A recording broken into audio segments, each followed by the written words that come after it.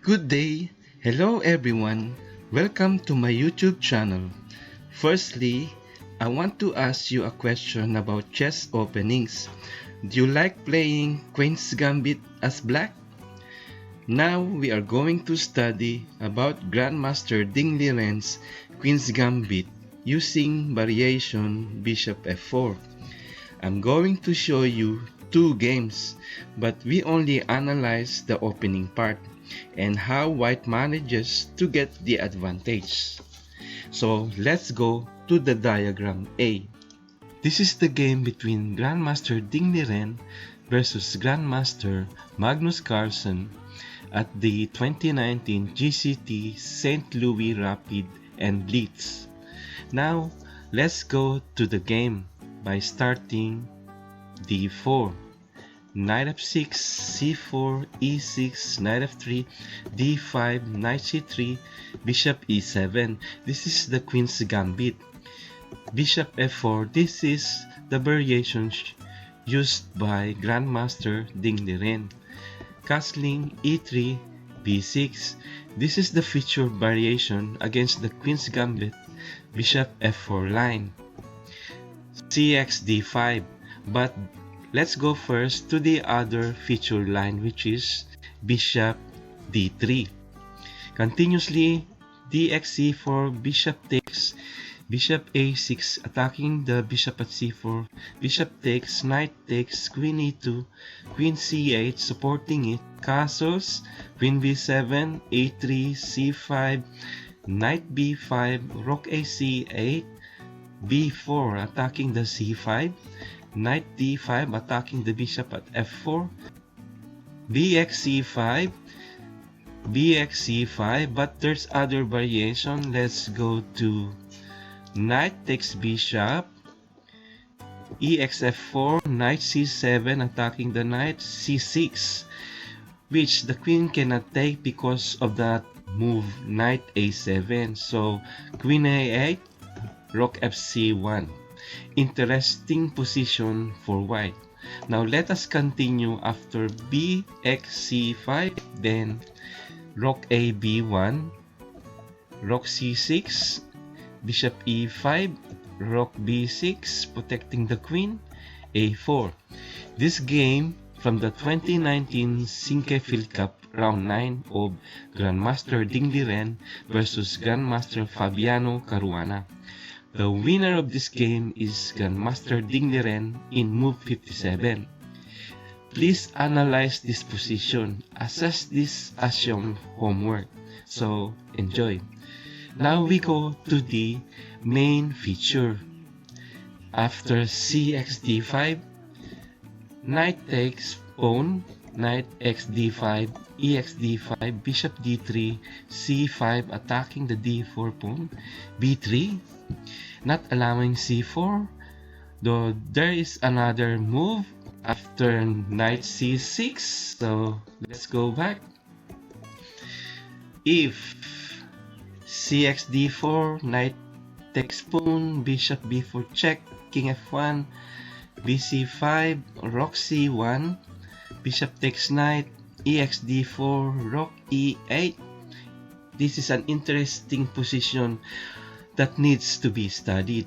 So as we go back to knight c6, then castles, bishop e6, rook c1 developing, a5, h3 not allowing pin, g6, bishop b5 attacking the knight at c6, queen c8.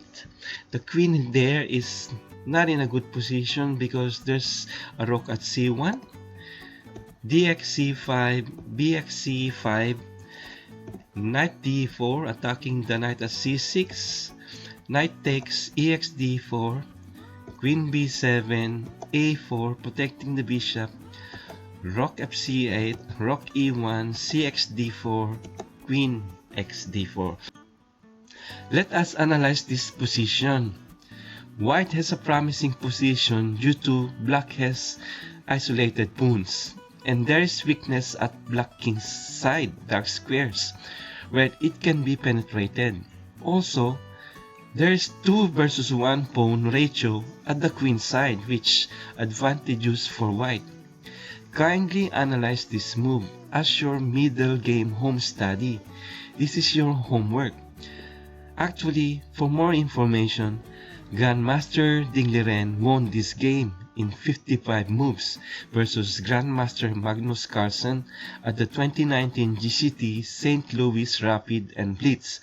Now, let's go to study the variation Knight BD7 against Queen's Gambit Bf4 at diagram B. This is the game between Grandmaster Ding Liren versus Grandmaster Lepon Aronian at the London Chess Classics GCT Finals 2019. Let's start by moving d4. Knight f6, c4, e6, knight f3, d5, knight c3, bishop e7, the Queen's Gambit, bishop f4, the featured line, castling, e3, knight bd7. This is the other variation against bf4 line. So continuously, bishop e2, d takes, castles, a6, which trying to move to b5 to connect with c4, but there is another line which is c5 striking the d4. So continuously d takes, knight takes, bishop takes, queen d1, rook x d1, y black exchange queen since white now is well developed. b6, bishop d6 attacking the bishop, bishop takes, rook takes, bishop b7 developing, rook a d1, bishop takes f3, g takes f3. I leave this position for you to analyze to improve your middle game skills. Who do you think has advantage here? Why black exchanges his bishop to the knight at f3? This would be your homework. For more information, Grandmaster Ding Liren won this game versus Grandmaster Alireza Firozja at the 2019 World Cup Rapid held at Khanty-Manshik, Russia. Continuously after a6, there's a4 not allowing b5. Then knight d5 attacking the bishop at f4. Bishop takes, but there's another move which is bg3. Continuously knight 7 f6, knight d2 attacking the c4 pawn, b6, bishop e5, bishop b7, knight takes pawn, queen d7 developing, h3, knight takes knight, bxc3, queen c6 trying to mate at g2, bishop f3 attacking the queen, queen takes knight, bishop takes bishop attacking the rook at a8, rook a7 attacking the bishop, bishop f3, knight d5 attacking the pawn at c3, rook c1, f6 attacking the bishop, bishop e2 attacking the queen, queen a2, bishop g3. This is a complicated but interesting position. I would like you also to analyze this game. This is also your homework, so good luck.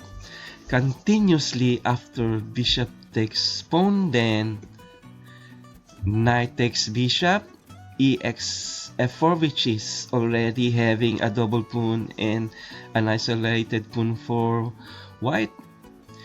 Actually, I have shown this game at my previous video presentation, which is entitled Visualizing Endgame Outcome Series 11.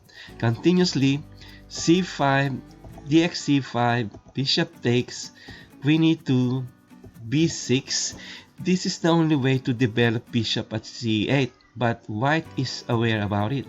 Rook a d1, queen e7. This is an awkward position for the queen at e7 because there is already a rook at d1 and a rook at f1, which is going to position at e1. So continuously, rook f e1, g6 not allowing f5 push, knight d5 attacking the queen, queen d8, knight g5. After this knight g5 move, which is winning move, I leave this position for you to analyze. Assess this position as your homework to practice middle game skill. This is your homework. For more information, Grandmaster Ding Liren won in 35 moves versus Grandmaster Levon Aronyan in the 2019 London Chess Classics GCT Finals. I'd like to thank you for supporting my YouTube channel. I hope you learned about Queen's Gambit Bf4 lines. Thank you so much for the support. God bless. Please subscribe for updates.